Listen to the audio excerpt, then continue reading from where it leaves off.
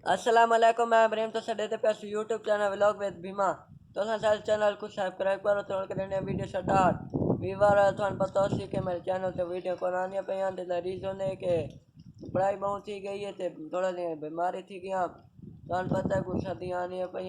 Weaver और शाम का टाइम थी ना पे और मेरे व्लॉग का थे नहीं पूरा थी ना मैं थाने कहना दसना चाह सॉरी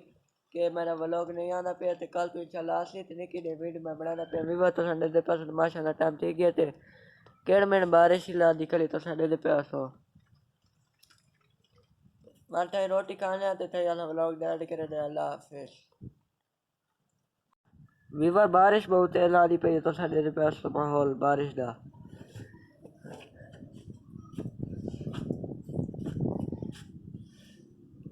मौसम बहुत सोना बड़ा कल थे वीवर तो साढ़े दे पास चांद निकला कल थे बारिश ला दी पे बदल बहुत डाटे